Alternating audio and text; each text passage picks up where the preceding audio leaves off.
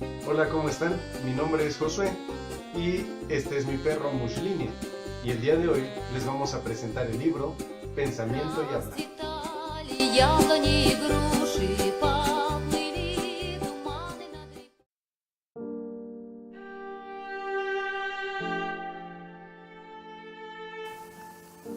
Desde que el hombre es hombre, se ha dedicado a escudriñar los elementos que conforman la complejidad del pensamiento humano.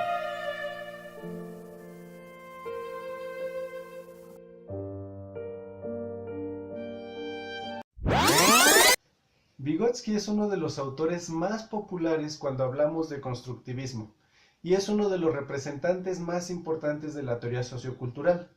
Es normalmente reconocido porque habla sobre la influencia del entorno social en la construcción del pensamiento y la construcción de los conceptos de los sujetos. Sin embargo, es muy importante ir más allá, explorar a profundidad sus ideas para poder entender cómo es que utilizamos todos los conceptos y todos los planteamientos que ha generado Vygotsky y no simplemente reducir al hecho de que habla de socialización, sino la importancia de ella en la construcción del pensamiento, de los significados y de las formas en las que interactúan y aprenden los sujetos. De esta manera vamos a tener un mejor fundamento teórico al momento de estar sustentando algunas o muchas de nuestras prácticas educativas. Pensamiento y Habla fue editada en Argentina en el año 2007 por Editorial Coligüe. Yo he elegido esta obra principalmente porque Vygotsky es uno de los autores de los que más se habla en educación. Sin embargo, es uno de los autores más desconocidos por diferentes razones, entre malas interpretaciones, entre citas de alguien que lo cita, cuando no se citan los libros originales, y muchas otras. La segunda razón tiene que ver con el título del libro. Si ustedes conocen a Vygotsky, es muy probable que se pregunten, ¿pensamiento y habla? ¿Qué no es pensamiento y lenguaje? Bueno, pues resulta que es muy probable que conozcan los títulos pensamiento y lenguaje, por la sencilla razón de que han sido los más difundidos y los más utilizados en el área de la educación y de la psicología. Pero eso tiene un pequeño problema, y lo vamos a explicar a continuación. Resulta que esta edición corrige muchos de los problemas de traducción que se tuvieron en las ediciones anteriores, que se tradujeron precisamente como pensamiento y lenguaje. Hubo muchos problemas de muchas naturalezas que hicieron que se tradujera de manera errónea. Entre ellos, problemas políticos principalmente, dado que el contexto en el que vivió Vygotsky pues implicaba problemas entre la Unión Soviética y Europa y Estados Unidos, lo cual hizo que cuando se tradujera para otros idiomas, principalmente al inglés, que es la primera lengua en la que se traduce,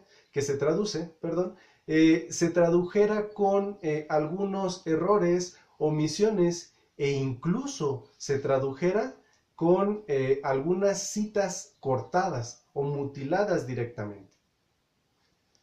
Una cosa que me pareció muy interesante de esta edición es una introducción histórica que hace Marcelo Caruso. Marcelo Caruso hace una introducción histórica muy completa, que va desde el contexto social y político en el que se desarrolla el pensamiento de Vygotsky, pasando por la forma en que él fue educado, hasta concluir con algunos de los pensadores, de las teorías, de las corrientes que estuvieron influyendo su obra.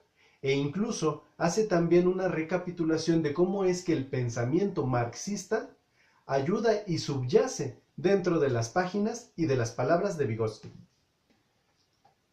También resulta muy importante y muy interesante consultar las notas del traductor, Alejandro Ariel González, ya que él nos da una visión de cómo es que las diferentes traducciones mal editadas, recortadas, mutiladas y mal comprendidas de Vygotsky, lo que hacen en realidad es que dificultan la difusión de sus ideas y cómo es que van promoviendo ideas erróneas, esas ideas cortadas, esas ideas fragmentadas y mal interpretadas a lo largo de la historia. También y muy importante es la aclaración que hace el mismo Alejandro con respecto a la traducción de la palabra rich, que se traduce en otras ediciones como lenguaje. Sin embargo, nos explica que la palabra más cercana dentro de nuestro lenguaje es habla.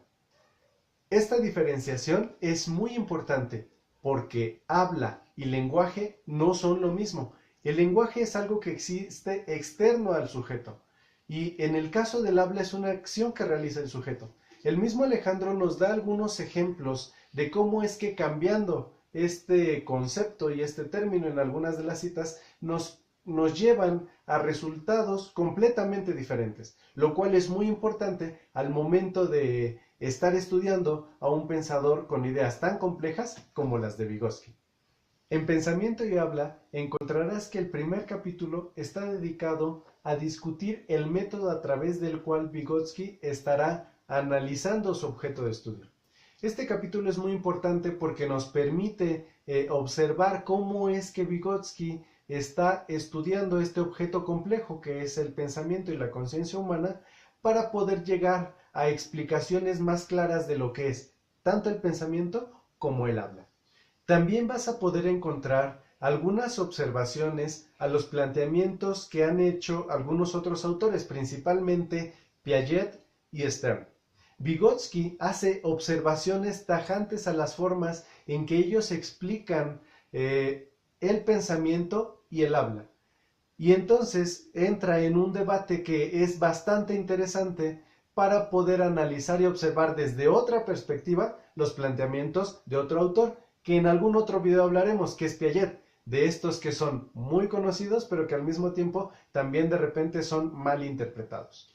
Como es de esperarse, Vygotsky también hace una gran disertación acerca de lo que es el pensamiento y lo que es el habla, incluyendo o partiendo desde las raíces genéticas del habla y del pensamiento, así como la relación entre el pensamiento y el habla y cómo es que esta relación va mutando, va cambiando su forma a lo largo del desarrollo del individuo.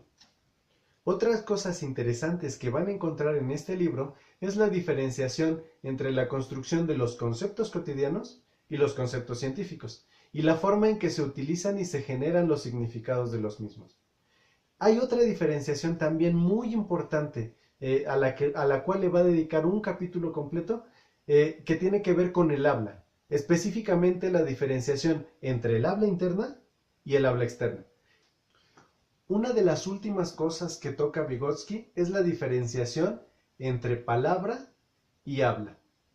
¿Tú conoces la diferencia entre palabra y habla?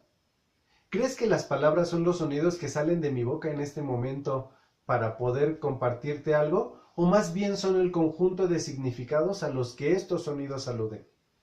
¿O serán ambas?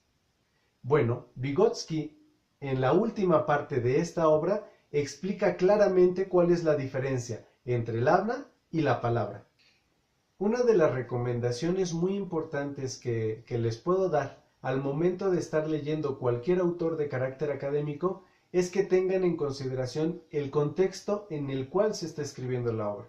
De tal manera que al momento de estar analizando los planteamientos y las ideas, tengamos en cuenta por qué los está escribiendo, cuándo los está escribiendo, qué corrientes y qué otros autores han influido en ese pensamiento, de tal manera que podamos utilizarlos adecuadamente. Si no hacemos este análisis y esta revisión adecuadamente, podemos llegar a confundir las ideas y los planteamientos, como ha sucedido y como les explicaba al inicio con las ideas de Vygotsky, que cuando se les quita todo el contexto en el cual fueron escritas y se borran de ellas o se suprimen de ellas muchos de los planteamientos marxistas que tenían arraigados, pues entonces es malentendida, malinterpretada y al momento de llevarla a la práctica, pues también es mal ejecutada.